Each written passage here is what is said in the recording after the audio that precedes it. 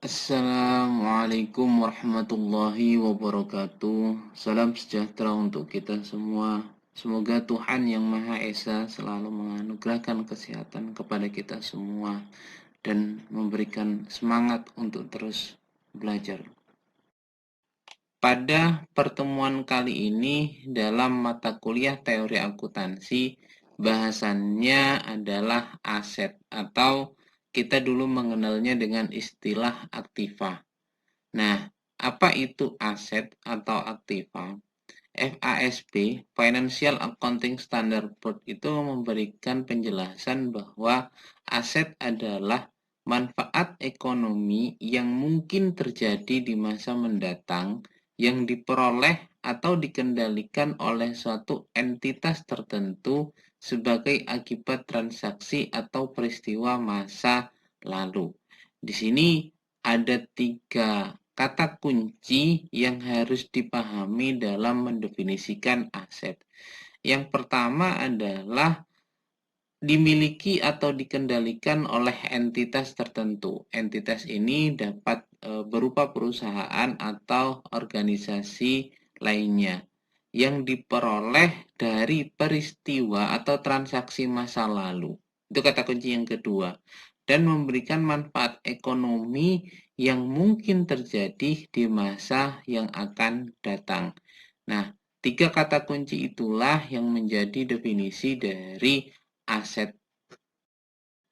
Sebagaimana tadi saya sampaikan terkait dengan kata kunci dalam definisi aset tersebut, maka kita bisa mengistilahkannya sebagai karakter utama dalam aset. Artinya aset memiliki 3 karakter utama, yaitu memiliki manfaat ekonomi di masa mendatang, dikuasai oleh suatu unit usaha tertentu, dan yang ketiga hasil dari transaksi masa lalu. Nah, karakteristik aset lainnya itu adalah adanya karakteristik manfaat di masa mendatang. Adanya pengorbanan ekonomi untuk memperoleh aset tersebut berkaitan dengan entitas tertentu, menunjukkan proses akuntansi, berkaitan dengan dimensi waktu, dan berkaitan dengan karakteristik keterukuran. Nah, itu karakteristik dari yang namanya aset. Bila kita jelaskan satu persatu berkaitan dengan karakteristik utama dari sebuah aset, yang pertama itu adalah memiliki manfaat ekonomi di masa mendatang, maka aset harus memiliki kemampuan bagi suatu entitas untuk ditukar dengan sesuatu lain yang memiliki nilai, atau digunakan untuk menghasilkan sesuatu yang bernilai atau digunakan untuk melunasi utang. Jadi, manfaat ekonomi pada masa mendatang yang melekat pada aset merupakan potensi dari aset tersebut untuk memberikan sumbangan, baik langsung maupun tidak langsung, terhadap yang namanya arus kas dan setara kas kepada perusahaan. Itu kalau misalnya kita memaknai aset memiliki manfaat ekonomi di masa yang akan datang. Artinya aset yang dimiliki itu dapat dilakukan penukaran atau dapat ditukar dengan sesuatu yang lain yang memiliki nilai atau digunakan untuk menghasilkan sesuatu yang bernilai atau digunakan untuk melunasi utang. Nah, manfaat ekonomi tersebut dapat mengalir ke perusahaan dengan cara seperti dapat digunakan baik sendiri maupun bersama aset lain dalam proses produksi barang dan jasa yang dijual oleh unit usaha. Dapat dipertukarkan dengan aset lain, dapat digunakan untuk melunasi hutang, dan dapat dibagikan kepada pemilik perusahaan. Itu manfaat yang dapat mengalir kepada perusahaan karena aset memiliki manfaat ekonomi di masa mendatang. Karakteristik berikutnya terkait dengan aset yaitu diperoleh dan dikuasai oleh unit usaha. Dimaknai sebagai sesuatu dapat dikatakan sebagai aset bila unit usaha tertentu dapat menggunakan manfaat aset tersebut dan menguasainya sehingga dapat mengendalikan akses pihak lain terhadap aset tersebut. Kalau misalnya kita memiliki sesuatu dan orang lain tidak memiliki akses terhadap hal tersebut, maka sesuatu yang kita miliki itu adalah aset. Ini makna harfiahnya atau makna gampangnya dari karakteristik aset diperoleh dan dikuasai oleh unit usaha. Penguasaan dan pengendalian terhadap suatu aset dapat diperoleh suatu unit usaha melalui proses yang namanya pembelian, pemberian, penemuan, perjanjian, produksi, penjualan, dan pertukaran. Itu mekanisme dalam penguasaan aset.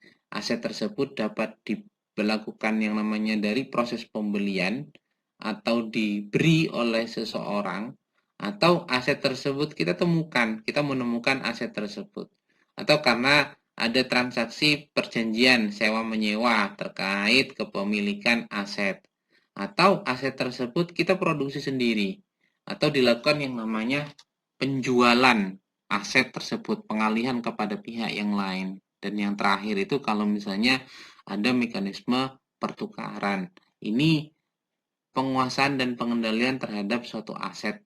Mekanismenya sebagaimana yang tadi saya sampaikan. Sehingga karakteristik aset yang kedua itu harus diperoleh dan dikuasai oleh suatu unit usaha. Karakteristik yang terakhir dari suatu aset yaitu merupakan hasil transaksi masa lalu. Suatu unit usaha dapat mengakui suatu aset apabila telah terjadi transaksi atau peristiwa lain yang menyebabkan suatu entitas memiliki hak untuk mengendalikan terhadap manfaat dari aset tersebut. Nah, suatu barang yang kehilangan faktor dapat dipertukarkan, exchangeability, berarti kehilangan nilai ekonomi karena pembelian atau penjualannya tidak memungkinkan untuk dilakukan sehingga tidak ada nilai pasar yang melekat pada barang tersebut. Nah, untuk masalah karakteristik aset yang ketiga ini ya harus merupakan hasil transaksi masa lalu baik dari peristiwa lain yang menyebabkan suatu entitas itu memiliki hak terhadap kepemilikan aset yang diperoleh saat ini. Aset dikelompokkan menjadi dua, yaitu aset lancar, current asset, dan aset tidak lancar atau non-current asset. Aset diklasifikasikan sebagai aset lancar jika diharapkan dapat direalisasi atau dimiliki untuk dipakai atau dijual dalam waktu 12 bulan sejak tanggal pelaporan. Artinya kepemilikan aset itu tidak lebih dari 12 bulan atau 1 tahun. Nah, aset lancar ini pergerakannya sangat liquid sekali, sangat cepat sekali, sehingga menggunakan atau diberikan istilah yang namanya aset lancar. Aset lancar itu meliputi kas dan setara kas, piutang, persediaan, dan beberapa dalam literatur itu perlengkapan juga masuk dalam kategori aset lancar karena likuiditasnya itu tidak lebih dari 1 tahun. Nah, untuk aset tidak lancar atau non-current aset itu banyak istilah yang dipergunakan menggunakan istilah aset tetap, yaitu aset berwujud yang mempunyai masa manfaat lebih dari 12 bulan untuk digunakan dalam kegiatan pemerintahan dan dimanfaatkan oleh masyarakat umum. Yang termasuk dalam kategori aset tetap ini berupa tanah, peralatan dan mesin, gedung dan bangunan, jalan, irigasi, dan jaringan aset tetap lainnya. Terkait dengan aset tetap ini menyebabkan terjadinya yang namanya biaya penyusutan, terkecuali aset tetap berupa tanah itu tidak memiliki yang namanya penyusutan, tapi memiliki nama lainnya yaitu depresi, penurunan terhadap nilai manfaat dari tanah tersebut. Berbicara mengenai aset tetap itu dimaknai sebagai barang berwujud milik perusahaan yang sifatnya relatif permanen dan digunakan dalam kegiatan normal perusahaan, bukan untuk diperjualbelikan. Ada 6 karakteristik yang harus dipenuhi untuk dicatat sebagai aset tetap. Yang pertama adalah barangnya berwujud. Yang kedua umurnya lebih dari 1 tahun. Yang ketiga digunakan untuk operasional perusahaan. Yang keempat tidak diperjualbelikan. Yang kelima nilainya material. Dan yang keenam dimiliki oleh perusahaan. Nah, kalau misalnya memenuhi dari 6 karakteristik tersebut, maka dapat tercatat sebagai aset tetap. Contoh misalnya tanah, bangunan, kendaraan, mesin, peralatan, yang notabene-nya barangnya berwujud, umurnya lebih dari setahun, digunakan untuk aktivitas operasional perusahaan, tidak diperjualbelikan, terus nilainya material dan dimiliki oleh perusahaan, maka aset-aset tersebut itu dapat tercatat sebagai aset tetap. Ada 2 contoh yang memenuhi hanya sebagian dari 6 karakteristik aset tetap tersebut. Contoh misalnya kendaraan yang ada di showroom atau dealer, baik itu roda 2 ataupun roda 4, itu hanya memenuhi sebagian dari karakteristik aset tetap tersebut. Pertama, barangnya berwujud. Iya. Yang kedua, umurnya lebih dari 1 tahun. Iya. Yang ketiga, digunakan untuk aktivitas operasional perusahaan. Tidak. Kenapa? Karena alasan yang keempat ini. Tidak diperjualbelikan. Tidak. Dia dipergunakan untuk aktivitas jual beli perusahaan. Terus, apakah nilainya material? Iya. Apakah aset tersebut dimiliki oleh perusahaan? Iya. Dari 6 karakteristik tersebut yang tidak memenuhi, yaitu tidak dipergunakan untuk aktivitas operasional perusahaan dan barang tersebut itu diperjualbelikan, maka dia atau aset tersebut itu tidak bisa dicatat sebagai aset tetap. Contoh yang kedua misalnya kita melakukan sewa menyewa kendaraan atau mesin. Nah, barangnya itu memang berwujud, umurnya lebih dari 1 tahun, operasional digunakan untuk kegiatan operasional perusahaan, tidak untuk digunakan dalam jual beli atau diperjualbelikan, nilainya material, tapi tidak dimiliki oleh perusahaan. Karena aset tersebut milik orang lain atau perusahaan lain yang kita sewa. Maka aset tersebut itu tidak bisa dicatat sebagai aset tetap.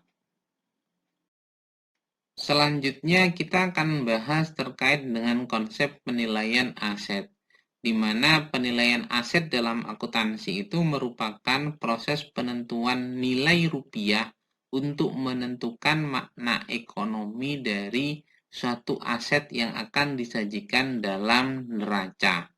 Apakah nilai aset yang dicantumkan di neraca itu memenuhi syarat yang ditentukan dan nilainya itu berapa atas beberapa komponen yang masuk memenuhi kriteria dalam konsep penilaian aset ini. Tujuannya apa dalam melakukan penilaian aset? Yang pertama adalah sebagai salah satu langkah dalam mengukur laba. Ini dampaknya terhadap biaya penyusutan yang timbul dari pencatatan aset. Yang kedua adalah sebagai salah satu langkah dalam proses penyajian posisi keuangan. Ini udah pasti berapa nilai yang tercantum dalam neraca. Yang ketiga, memenuhi kebutuhan informasi yang ingin dicapai dalam pelaporan keuangan terkait dengan nilai dari aset tersebut yang disajikan dalam neraca. Yang terakhir, memenuhi kebutuhan informasi khusus yang memerlukan penilaian untuk kepentingan manajemen. Ada dua jenis nilai pertukaran yang dapat digunakan sebagai dasar penilaian aset. Yang pertama adalah nilai keluaran, di mana nilai keluaran ini menunjukkan aliran dana atau kas yang diperkirakan akan diterima perusahaan di masa mendatang sesuai dengan harga pertukaran output atau produk yang dihasilkan oleh perusahaan. Nilai keluaran didasarkan atas jumlah rupiah kas atau penghargaan lainnya yang diterima suatu unit usaha apabila aset atau potensi jasa akhirnya keluar dari kesatuan usaha melalui pertukaran atau konversi.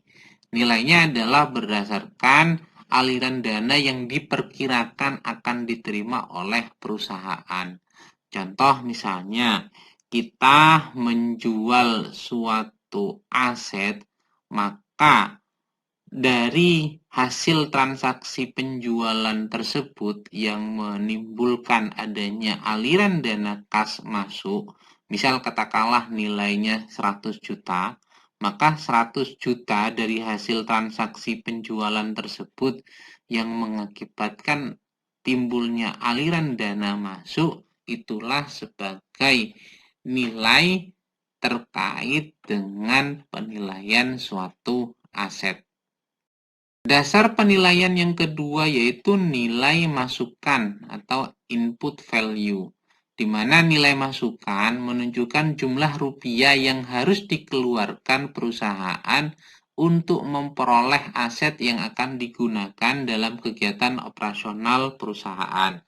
Nilai masukan didasarkan atas jumlah rupiah yang harus dikeluarkan atau dikorbankan untuk memperoleh aset atau objek jasa tertentu yang masuk dalam unit usaha.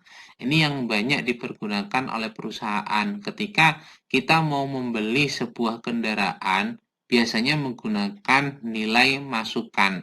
Berapa rupiah yang akan kita keluarkan untuk mendapatkan kendaraan tersebut? Dari harga perolehannya terlebih dahulu yang sesuai dengan faktur yang ada. Terus selanjutnya misalnya katakanlah biaya untuk mendatangkan ke perusahaan itu masuk dalam komponen pengadaan aset sehingga menjadi nilai atau harga perolehan dari aset yang dimaksud. Penilaian aset menurut FSAB itu ada 5 jenis. Yang pertama adalah historical cost. Ini umum dipergunakan oleh perusahaan. Tanah, gedung, perlengkapan pabrik, dan kebanyakan sediaan dilaporkan atas dasar kos historisnya, yaitu jumlah rupiah kas atau setaranya yang dikorbankan untuk memperolehnya. Kos historis ini tentunya disesuaikan dengan jumlah bagian yang telah didepresiasi atau diamortisasi. Berapapun nilai yang dikeluarkan untuk memperoleh aset tersebut, itu masuk dalam kos historis. Dan ntar akan dilakukan yang namanya depresiasi atau amortisasi. Yang kedua adalah current cost. Beberapa sediaan disajikan sebesar nilai sekarang atau penggantinya, yaitu jumlah rupiah kos atau setaranya yang harus dikorbankan jika aset tertentu yang sejenis diperoleh saat ini. Yang menjadi indikator dalam hal current cost ini adalah aset yang sejenis. Perbandingannya adalah aset yang sejenis itu kalau misalnya kita peroleh pada saat ini nilainya berapa. Nah, yang dijadikan nilai tersebut yang dijadikan dasar untuk menentukan besaran dari nilai aset yang kita terima. Contoh misalnya kita memperoleh hibah dari seseorang berupa tanah. Nah, untuk mencatat hibah tersebut itu kita tidak memiliki yang namanya historical cost, maka bisa menggunakan yang namanya current cost ini. Kita berbandingkan dengan nilai tanah pada wilayah tersebut yang sejenis. Kira-kira nilainya berapa? Ketika kita sudah tentukan, maka nilai yang disandingkan dengan nilai aset tanah yang lainnya itu yang dijadikan dasar dalam penilaian aset tanah hibah tersebut. Metode penilaian yang ketiga yaitu current market value. Ini biasanya istilah dalam teori akuntansi itu adalah nilai pasar. Beberapa jenis investasi dalam surat berharga disajikan atas dasar nilai pasar selain yaitu jumlah rupiah kas atau setaranya yang dapat diperoleh kesatuan usaha dengan menjual aset tersebut dalam kondisi perusahaan yang normal. Yang keempat, metodenya yaitu net realizable value, di mana beberapa jenis piutang jangka pendek dan sediaan barang disajikan nilai terrealisasi bersih, yaitu jumlah rupiah kas atau setaranya yang akan diterima dari aset tersebut dikurangi dengan pengorbanan yang diperlukan untuk mengkonversi aset tersebut menjadi kas atau setara kas. Berapa sih nilai netnya kalau misalnya kita melakukan yang namanya pembelian suatu aset. Nah, ini metode yang keempat.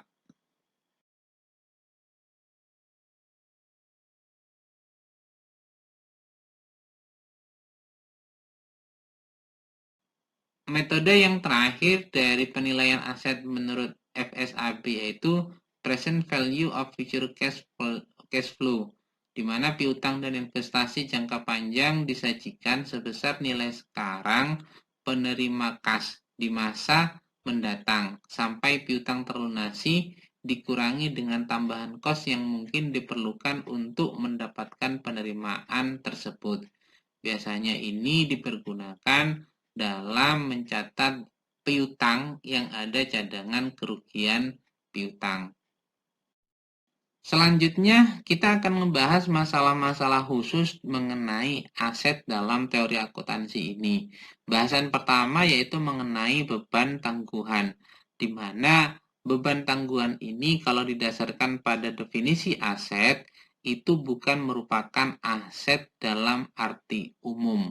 Coba kita flashback terlebih dahulu bahwa kriteria aset ini ada 3. Yang pertama, memiliki manfaat nilai masa yang akan datang dimiliki oleh suatu entitas, dan yang ketiga berdasarkan pada transaksi masa lalu. Nah, mengenai beban ditangguhkan ini bisa diakui sebagai aset bila mana beban tersebut dimaksudkan untuk ditandingkan dengan pendapatan masa mendatang. Maka dalam struktur akuntansi, beban tersebut dapat diklasifikasikan sebagai aset dalam neraca. Beban tangguhan tidak hanya menyangkut kos dalam bentuk fisik, tetapi termasuk juga kos jasa dalam bentuk lain selama memenuhi kriteria sebagai beban tangguhan. Contoh misalnya, pada saat kita mau membuat suatu produk itu harus melakukan perizinan terlebih dahulu, entah itu misalnya ke Badan POM. Nah, nilainya dalam pengurusan perizinan tersebut itu sangat signifikan sekali karena berkaitan dengan pengujian dan semacamnya. Biaya yang dikeluarkan tersebut itu dapat dimasukkan menjadi beban ditangguhkan terlebih dahulu. Kenapa? Karena produknya masih belum diproduksi dan diedarkan di pasaran. Kalau misalnya produknya sudah diproduksi, didistribusikan, dan diedarkan di pasar, maka biaya tersebut itu dapat dibebankan atau dikeluarkan dari beban ditangguhkan. Nah, prinsip beban tangguhan ini sekarang biasanya dipergunakan dalam PSAK 69 yang berhubungan dengan aset biologis. Contoh misalnya pada saat kita menanam padi yang membutuhkan waktu 6 bulan panen misalnya, maka biaya yang dikeluarkan selama 6 bulan itu ditangguhkan terlebih dahulu. Tapi pada saat terjadi yang namanya panen dan penjualan, biaya tersebut itu dikeluarkan untuk kita tandingkan dengan pendapatan yang dihasilkan dari penjualan padi tersebut. Itu salah satu contoh yang berkaitan dengan beban tangguhan. Masalah khusus yang kedua yaitu mengenai kapitalisasi bunga. Ada 3 kategori atau 3 hal yang dapat menyelesaikan masalah kapitalisasi bunga ini. Yang pertama yaitu bunga tidak dikapitalisasi. Yang namanya bunga ya tetap langsung dibiayakan, tidak dimasukkan dalam neraca, tapi masuk dalam laporan laba rugi menjadi komponen biaya. Alasannya yaitu bunga merupakan kos pendanaan dan bukan elemen kos. Dilihat dari konsep kesatuan usaha, bunga merupakan pembagian laba, bukan merupakan upaya untuk memperoleh yang namanya pendapatan. Sehingga bunga tidak dikapitalisasi, tapi langsung dibiayakan. Yang kedua, bunga dapat dikapitalisasi dan dimasukkan sebagai elemen kos fasilitas fisik yang dibangun sendiri. Misal katakanlah kita membangun sebuah pabrik dan uang tersebut itu dihasilkan dari pinjaman perbankan. Maka bunga-bunga tersebut itu dimasukkan dalam elemen kos fasilitas fisik yang kita keluarkan. Kalau misalnya kita pinjam 1M, kalau plus bunganya misalnya katakanlah menjadi 1,2M, maka nilai aset tersebut itu tercatatnya adalah 1,2M.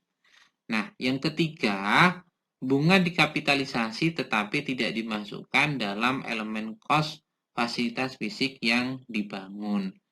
Kalau misalnya kita tadi contohkan nilai bangunnya adalah 1M, tapi kita harus membayar 1,2M karena ada komponen bunga di sana, maka yang 1M-nya itu dicatat sebagai fasilitas fisik, sedangkan yang 200 juta itu dimasukkan dalam biaya ditangguhkan berkaitan dengan bunga yang dikapitalisasi.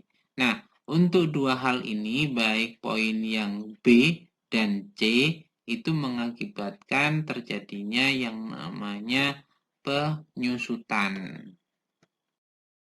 Masalah khusus berikutnya yang berkaitan dengan aset yaitu capital expenditure atau pengeluaran kapital untuk aset.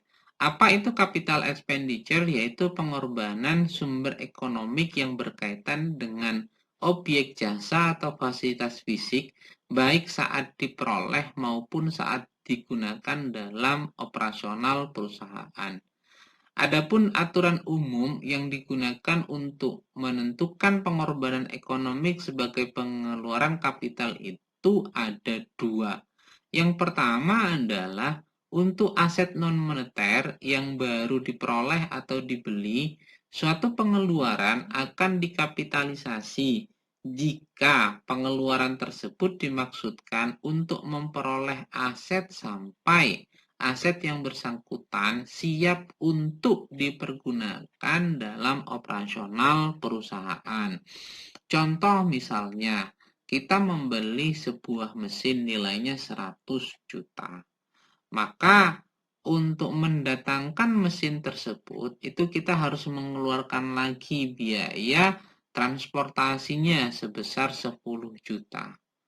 Nah, pada saat barang tersebut atau mesin tersebut itu sudah sampai ke perusahaan, terus kita ingin memasukkannya karena biaya untuk 10 juta itu hanya untuk angkutannya saja. Maka dibutuhkan biaya untuk sewa forklift, terus install mesin tersebut, sehingga biaya yang akan dikeluarkan itu nambah lagi. Misalnya penambahannya untuk sewa forklift dan instalasinya itu membutuhkan biaya 10 juta kembali. Maka biaya yang dikeluarkan itu sudah 120 juta meliputi 100 juta untuk mesin tersebut, 10 juta untuk biaya transportasinya, 10 juta untuk install mesin tersebut dengan forkliftnya. Nah, ketika mesin tersebut itu sudah terpasang, timbul problem kembali yaitu mengenai edukasi terhadap mesin tersebut. Bagaimana cara mengoperasionalkannya? Kita harus mendatangkan teknisinya, membutuhkan biaya kurang lebih katakanlah 5 jutaan. Maka biaya yang dikeluarkan sampai mesin tersebut itu bisa dipergunakan yaitu 100 juta untuk mesinnya, 10 juta untuk biaya transportasi, 10 juta untuk install mesin tersebut, dan 5 juta untuk training berkaitan dengan mesin tersebut. Totalnya 125 juta, maka harga perolehan sebanyak 125 juta itulah yang diakui sebagai nilai aset. Fisiknya memang senilai 100 juta, tapi 25 juta tersebut itu merupakan pengeluaran yang harus dikapitalisasikan untuk aset tersebut. Itu yang pertama. Yang kedua, untuk aset yang telah dipakai atau aset lama, pengeluaran akan dikapitalisasi bila memenuhi syarat sebagai berikut. Menambah kapasitas produksi aset yang bersangkutan, menambah umur ekonomis, dan menambah nilai aset. Misal, kita memiliki yang namanya kendaraan. Nah, kendaraan tersebut itu mengalami yang namanya kerusakan berat sehingga tidak bisa dipergunakan untuk operasional perusahaan.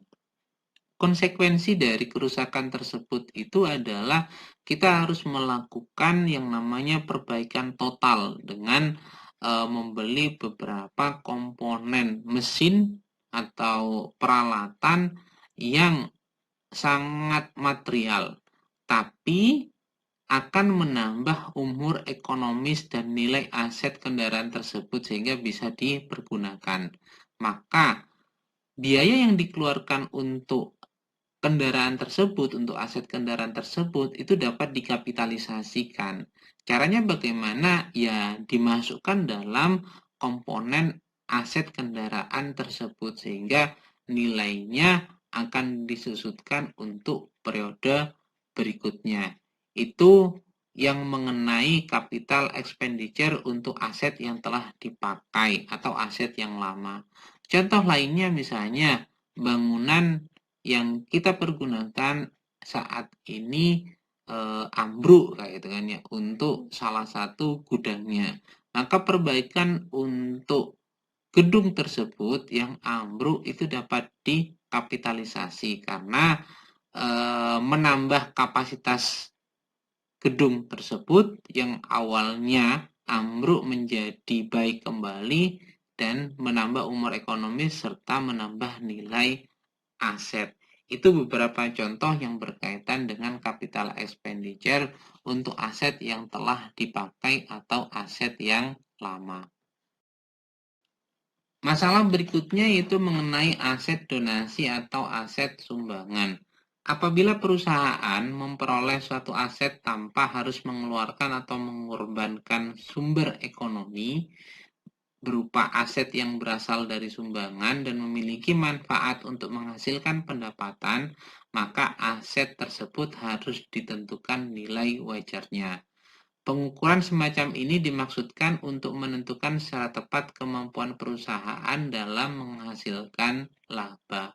Sebagaimana yang tadi saya contohkan mengenai tanah hibah.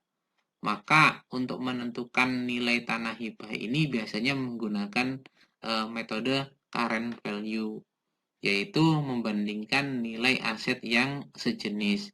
Kalau misalnya kita sudah mengetahui nilai aset tanah pada wilayah tersebut, maka aset donasi berupa tanah tersebut itu dapat dinilai sebesar nilai aset tanah pada lingkungan yang dimaksud. Kalau misalnya kita mendapatkan sebuah kendaraan donasi berupa donasi, contoh yang lainnya, maka kendaraan tersebut itu dapat dinilai dengan aset kendaraan lainnya yang nilainya pada umumnya, sehingga nilai tersebut dapat kita input sebagai penilaian aset kendaraan hasil dari donasi atau sumbangan. Masalah khusus yang terakhir mengenai aset yaitu aset non moneter. Apa itu aset non moneter? Yaitu aset yang mengandung nilai rupiah yang bisa berubah-ubah sewaktu-waktu seiring berjalannya waktu. Semisal persediaan, bangunan, saham, dan goodwill. Itu yang berkaitan dengan aset non moneter. Nah, pengukuran yang umum digunakan untuk menentukan aset moneter tersebut adalah jumlah rupiah uang tunai yang akan diperoleh seandainya aset non-moneter tersebut itu dijual lebih dahulu secara tunai di pasar umum. Ini berkaitan dengan prinsip historical cost dalam penentuan metode penilaiannya. Apabila aset yang diterima adalah aset yang tidak sejenis, aset tersebut dinilai atas dasar nilai wajarnya. Ini kalau misalnya terjadi yang namanya pertukaran antara aset A dengan aset B yang tidak sejenis, maka dinilai berdasarkan nilai wajarnya sesuai dengan kondisi pasar, nilai wajar pasar.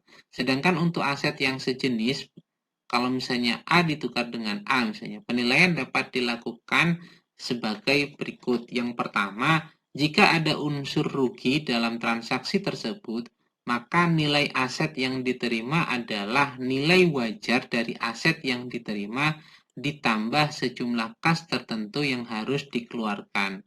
Misal katakanlah A nilainya 10 juta. Terus nilai A yang satunya itu adalah 15 juta. Maka kita akan menambah kerugian sebesar 5 juta tersebut, sehingga penilaian pertukaran aset tersebut itu nilainya tetap menjadi 15 juta. Jika ada unsur untung dalam transaksi tersebut, nilai aset yang diterima adalah nilai buku aset yang diserahkan ditambah sejumlah kas tertentu yang dikeluarkan. Ini prinsipnya sama dengan yang pertama, tapi dalam posisi antara yang menyerahkan dengan yang diserahkan. Kalau dalam urusan nilai buku aset yang dimaksudkan ini harus dikeluarkan akumulasi penyusutannya terlebih dahulu. Kalau kita memahami dalam pengantar akuntansi yang berkaitan dengan pertukaran aset, ini kita akan lebih mudah untuk memahami transaksi yang dimaksudkan. Yang terakhir yaitu jika ada untung dan diterima sejumlah kas, maka nilai aset yang diterima adalah nilai buku aset yang diserahkan dikurangi proporsi tertentu dalam nilai buku aset yang dijual. Nah, ini beberapa masalah-masalah khusus mengenai aset yang ada dalam teori akuntansi. Mungkin ini saja terlebih dahulu bahasan mengenai aset dalam mata kuliah teori akuntansi. Mudah-mudahan dapat dipahami dengan baik. Bila ada hal yang perlu didiskusikan, monggo silakan dapat mengajukan pertanyaan. Dari saya akhiri terlebih dahulu. Wabillahi taufik wal hidayah. Wassalamualaikum warahmatullahi wabarakatuh. Jangan lupa untuk tetap jaga kesehatan, penerapan protokol kesehatan dengan 3M, menggunakan masker, rajin mencuci tangan, dan selalu menjaga jarak. Semoga Tuhan Yang Maha Esa selalu melindungi kita semua dari dan menyelesaikan pandemi ini dengan secepatnya. Terima kasih.